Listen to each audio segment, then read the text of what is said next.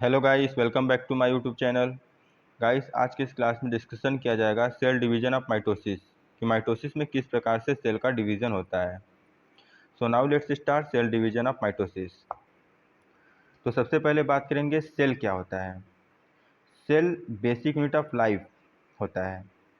तो इसे basic unit life इसलिए कहते हैं क्योंकि सेल में न्यूक्लियर मेम्ब्रेन भी होता है, माइटोकॉन्ड्रिया भी होता है, लेकिन इसमें इंडिविजुअल्स कोई लाइफ नहीं होता है। जब यह एक साथ मिलते हैं तब लाइफ प्रोड्यूस होता है। तो इसलिए इसे बेसिक यूनिट ऑफ लाइफ कहा जाता है। तो सेल क्या होता है? Basic unit of life. Next है cell division. Cell division is the process by which a parent cell divides into two daughter cell. Cell division एक प्रोसेस है जिसमें एक पेरेंट का सेल डिवाइड होकर दो डॉटर सेल का निर्माण करता है। मीन्स एक सेल से दो सेल का निर्माण होता है, तो उसे कहते हैं cell division. Next point, in 1882, Walther Fleming, after developing method to stain cell that revealed subcellular structures, was the first to draw different stages of the cell cycle leading to cell division. Cell division को सबसे पहले वेल्थर Fleming ने सन 1882 में दिया था।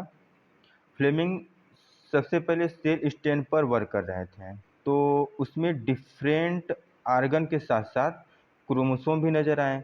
तो उन्होंने different cycle को भी देखा, तो उन्हें समझ आया कि क्रोमोसोम कैसे सेल डिवीजन के समय बिहेव करता है। ओके, तो इसमें आपको इतना याद रखना है कि सेल डिवीजन क्या होता है और इसे किसने दिया था। तो सेल डिवीजन क्या होता है? जब एक सेल से दो सेल का निर्माण होता है तो उसे कहते हैं सेल डिवीजन। सेल डिवीजन को वेल्थर फ्लेमिंग ने सन 1882 में दिया था। ओके, अब नेक्स्ट है आपका सेल साइकिल। जैसे कि जब हम लोग का बर्थ होता है तो हम लोग शिशु रहते हैं, फिर थोड़ा बड़े होते हैं तो बाल्यावस्था में आते हैं, फिर एडल्ट होते हैं, फिर बूढ़े होते हैं, फिर डेथ हो जाता है। तो उसी प्रकार सेल में भी साइकिल चलता है। तो इसमें सबसे पहले पहले इंटरफेज आता है जिसे जीवन कहते हैं। फिर सेकंड पे आता है आपका सिंथेटिक फेज जिसे एस फेज कहा जाता है। फिर G2 फेज आता है।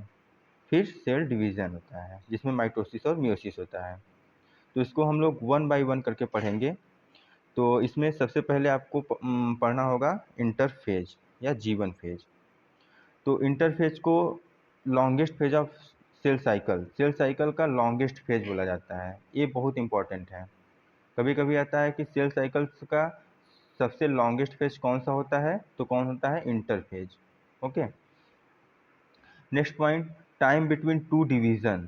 यह दो डिवीजन के बीच का समय होता है। जैसे एक डिवीजन हुआ फिर दूसरा डिवीजन हुआ, तो इसके बीच का जो समय है वही होता है interphase. Okay, next point, prepare cell for division. यह जो है सेल के प्रिपरेशन को स्टार्ट कर देता है। जो सेल डिवीजन होता है उसके प्रिपरेशन को स्टार्ट कर देता है। और नेक्स्ट पॉइंट है आल्सो नोन एज जीवन फेज। तो इंटरफेज को क्या बोला जाता है? जीवन फेज बोला जाता है। ठीक है गाइस, तो इतना आपको समझ में आ गया होगा। अब सेकेंड फेज है आपका सिंथेटिक फेज या यस फेज। तो क्या होता है सिंथेटिक फेज? सिंथेटिक फेज को यस फेज बोला जाता है। ओके, और इसमें डीएनए का सिंथेसाइज किया जाता है या डीएनए का रेप्लिकेशन होता है। और डीएनए का रेप्लिकेशन क्यों ज़रूरी है? क्योंकि जब एक सेल से दो सेल का निर्माण होगा तो जो न्यू सेल बनेगा उसको भी तो डीएनए चाहिए, इसलिए डीएनए का सिंथेसाइज जरूरी होता है। तो डीएनए का सिंथेसाइज या डीएनए का रेप्लिकेशन किस फेज में होता है? सिंथेटिक फेज में होता है। ओके गाइस, अब नेक्स्ट है आपका G2 फेज। G2 फेज क्या होता है? इसको रेस्टिंग फेज बोला जाता है क्योंकि यस फेज के बाद कुछ सेल रेस्ट लेते हैं बिफोर सेल डिवीजन के पहले। तो उसमें G2 फेज प्रेजेंट होता है। कुछ में सेल जो होता है रेस्ट नहीं लेते हैं, यस फेज के बाद सीधा डिवीजन में पार्टिसिपेट कर लेते हैं, तो इसमें G2 फेज नहीं होता है। तो इसलिए G2 फेज को क्या बोला जाता है? रेस्टिंग फेज बोला जाता है। डिवीजन यस फेज के बाद वह कुछ जो सेल होते हैं वह रेस्ट लेते हैं और कुछ में नहीं लेते हैं, तो उसमें G2 फेज नहीं होता है। और जिसमें रेस्ट लेते हैं उसमें G2 फेज इन्वॉल्व होता है, प्रेजेंट होता है। ठीक है, तो यह होता है G2 फेज। अब नेक्स्ट है आपका सेल डिवीज़न। तो सेल डिवीज़न में क्या आता है, माइटोसिस एंड मियोसिस। तो इसमें हम सबसे पहले क्या पढ़ेंगे, माइटोसिस। तो माइटोसिस क्या होता है? माइटोसिस हमारे साइज के ग्रोथ को इंक्रीज करता है, क्योंकि सेल डिवीज़न के बाद ही तो हमारा साइज इंक्रीज होगा, हमारा ग्रोथ होगा। ठीक है, तो जो माइटोसिस होता है वह साइज ग्रोथ करने में मदद करता है। जैसे हमारे अंदर दो सेल होते हैं, एक होता है सोमैटिक सेल और एक होता है जर्म सेल। सोमैटिक सेल को क्या बोलते हैं, स्किन सेल बोलते हैं, और जर्म सेल में क्या आता है, एग्स एंड स्पर्म। तो जो हमारा माइटोसिस होता है वह किस में प्रेजेंट होता है, सोमैटिक सेल्स में प्रेजेंट होता है। ओके, और यह सेल साइज को ग्रोथ करने में क्या करता है, मदद करता है। और माइटोसिस को क्या बोला जाता है, इक्वेशनल डिवीज़न बोला जाता है। क्यों बोला जाता है, क्योंकि जो एक सेल होता है जब वह दो सेल में डिवाइड होगा, ठीक, तो यह जो सेल बनेगा न्यू वाला, यह बिल्कुल इसी के जैसा होगा जो सेल डिवाइड हुआ। इसलिए जो सेम होता है इस प्रोसेस को ही कहते हैं इक्वेशनल डिवीज़न। तो यह भी बहुत इम्पॉर्टेंट है कि पूछता है कि इक्वेशनल डिवीज़न किस में होता है, तो कौन सा होता है, माइटोसिस। ओके, अब माइटोसिस के भी कई फेज होते हैं, इसके 4 फेज होते हैं। एक होता है prophase, metaphase, anaphase and telophase. तो फर्स्ट है आपका प्रोफेज। तो प्रोफेज जो होता है यह सेल डिवीजन को स्टार्ट करता है, सेल डिवीजन के प्रिपरेशन को स्टार्ट करने में यह मदद करता है प्रोफेज। और इसमें जैसे आपके पास एक सेल है, ठीक, तो सेल में न्यूक्लियर मेम्ब्रेन भी होगा। तो प्रोफेज में क्या होता है कि यह न्यूक्लियर मेम्ब्रेन जो होता है डिसअपियर हो जाता है या ब्रेक हो जाता है। तो इसमें जो क्रोमोसोम होता है वो फैल जाता है, इस सेल में क्रोमोसोम पूरा फैल जाएगा। ठीक, ये होता है प्रोफेज। तो प्रोफेज में क्या होता है, सेल डिवीजन स्टार्ट होता है, इसमें जो न्यूक्लियर मेम्ब्रेन होता है वह ब्रेक हो जाता है और जो क्रोमोसोम होता है वो अपीयर होने लगते हैं, दिखने लगते हैं। ओके, इसे कहते हैं प्रोफेज। अब सेकेंड है आपका मेटाफेज। मेटाफेज क्या होता है, तो मेटाफेज में जो न्यूक्लियर मेम्ब्रेन होते हैं वह टोटली क्या हो जाएंगे, ख़त्म हो जाएंगे या डिसअपियर हो जाएंगे। और इसमें क्या होता है कि जो प्रोफेज था उसमें क्या था कि जो क्रोमोसोम था वह पूरा फैला हुआ था, लेकिन मेटाफेज में क्या होगा कि जो क्रोमोसोम है वह एक लाइन में आके अरेंज्ड हो जाएंगे, एक लाइन में आके इस प्रकार से अरेंज हो जाएंगे। तो ये जो लाइन हुआ उसे कहते हैं इक्वेटोरियल प्लेट। ठीक है, और इसमें जो सोमैटिक सेल का पोल होता है किनारे किनारे पर, उसमें से स्पिंडल फाइबर का निर्माण होने लगता है मेटाफेज में। ठीक, तो मेटाफेज में क्या होता है कि जो क्रोमोसोम होता है वह एक प्लेट पर आके अरेंज होता है जिसे इक्वेटोरियल प्लेट कहते हैं, और इसमें सोमैटिक सेल के पोल से स्पिंडल फाइबर का निर्माण होता है। जैसे कि इस फिगर में आप देख रहे हैं कि यह सोमैटिक सेल का पोल है दोनों तरफ, इसमें से स्पिंडल फाइबर का निर्माण हुआ और इसमें जो क्रोमोसोम है एक लाइन में अरेंज हो गया है जिसे कहते हैं इक्वेटोरियल प्लेट। ओके, थर्ड है आपका एनाफेज। तो इसमें क्या होता है कि जो क्रोमोसोम है आपका, वह जो यह सेंट्रोमियर है, इस सेंट्रोमियर के ऊपर एक प्रोटीन पाया जाता है जिसे क्या बोलते हैं, काइनेटोकोर। तो जो यह स्पिंडल फाइबर डेवलप्ड हुआ है यह उस क्रोमोसोम के जो काइनेटोकोर प्रोटीन है उसी में जाकर चपक जाता है। ठीक है, चपकने के बाद क्या होता है कि वह एक दूसरे को अपने तरफ खींचने लगेंगे। यह वाला जो होता है अपने तरफ खींचने लगेगा, यह वाला अपने तरफ खींचने लगेगा। तो जो क्रोमोसोम होता है वह बीच से क्या हो जाता है, डिवाइड हो जाता है और दोनों उस अपोजिट पोल की तरफ जाने लगते हैं। तो यही होता है एनाफेज में कि जो क्रोमोसोम होता है वह सेपरेट हो जाता है और अपोजिट पोल की तरफ जाने लगता है। अब इसके बाद आपका आता है टेलोफेज।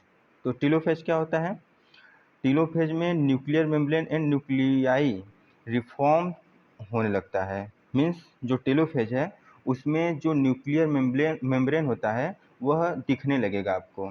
तो एनाफेज में जो था क्रोमोसोम यहाँ पे जैसे आके अरेंज हो गया अपने पोल पे। ठीक, इस तरह से अपने पोल पे अरेंज हो गया। तो इसमें जो न्यूक्लियर मेम्ब्रेन है इस क्रोमोसोम के चारों तरफ से बनने लगेगा, तो न्यूक्लियर मेम्ब्रेन इसमें दिखने लगेगा। तो इस सेल में देखेंगे, सेल तो एक ही है लेकिन इसमें 2 न्यूक्लियर मेम्ब्रेन बन गए। ठीक है। अब इसके बाद आता है साइटोकाइनेसिस। साइटोकाइनेसिस में क्या होता है, जैसा कि आपका यह एक सेल है, ठीक है, और इसमें क्या है, क्रोमोसोम, जैसे इसमें देख रहे हैं क्रोमोसोम के चारों तरफ न्यूक्लियर मेम्ब्रेन बन गया। ठीक। तो साइटोकाइनेसिस में क्या होता है कि यह इसमें division of cytoplasm, cytoplasm divide होगा, इस तरह से पहले बनाएगा, फिर थोड़ा सा बढ़ेगा, इस तरह से बढ़ते बढ़ते यह एक ऐसा समय आएगा कि यह 2 पार्ट में डिवाइड हो जाएगा। तो डिवाइड हो जाता है। तो इसमें क्या हुआ कि जो साइटोप्लाज्म है वह आपस में वह डिवाइड हुआ, और डिवाइड होने के बाद क्या हुआ कि 2 सेल में विभाजित हो गया। तो इसे क्या कहते हैं, साइटोकाइनेसिस। जैसे कि इस फिगर में देखिए कि इसमें सबसे पहले क्या था कि 2 क्रोमोसोम था, एक रेड था और एक ब्लू था। ओके। तो इसमें जब डीएनए का रेप्लिकेशन हुआ तो इस फॉर्म में हुआ। फिर इसमें क्या हुआ, स्पिंडल फाइबर का निर्माण हुआ, और यह जो है क्रोमोसोम के सेंट्रोमियर पे जो काइनेटोकोर नामक प्रोटीन था उस पे जाके चिपक गया। ठीक। चिपकने के बाद क्या हुआ कि यह जो सोमैटिक सेल है दोनों अपोजिट पोल में एक दूसरे को खींचने लगे, तो यह जो क्रोमोसोम था आपस में डिवाइड हो गया। डिवाइड होने के बाद यह अलग हो गया और यह अलग हो गया। फिर इसमें साइटोकाइनेसिस के माध्यम से यह 2 सेल में डिवाइड हो गया। तो इसमें क्या हुआ कि जो जिस प्रकार से जिस सेल में से डिवाइड हुआ, जो न्यू सेल बना एक बिल्कुल उसी की तरह सेम था एकदम, इसलिए इसे क्या बोलते हैं, इक्वेशनल डिवीजन बोला जाता है। Okay guys. सो गाइस, समझ में आ गया होगा आपको कि प्रोफेज में क्या हुआ था कि उसमें जो न्यूक्लियर मेम्ब्रेन था वह डिसअपियर हो गया, क्रोमोसोम क्या हुआ उस सेल में फैल गया।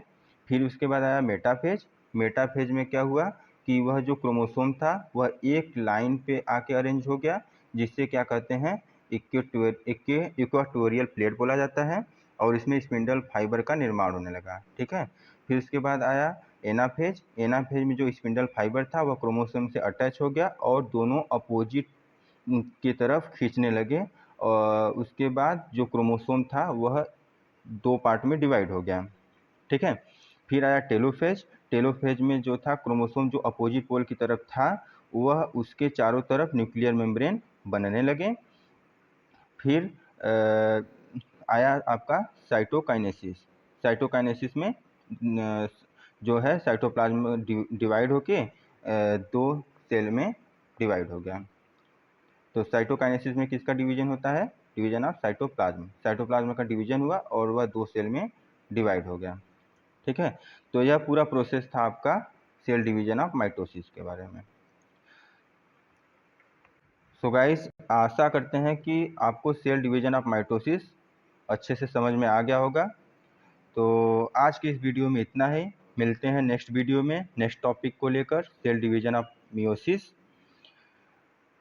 अगर आपको यह वीडियो अच्छा लगे तो please like and subscribe. Thank you.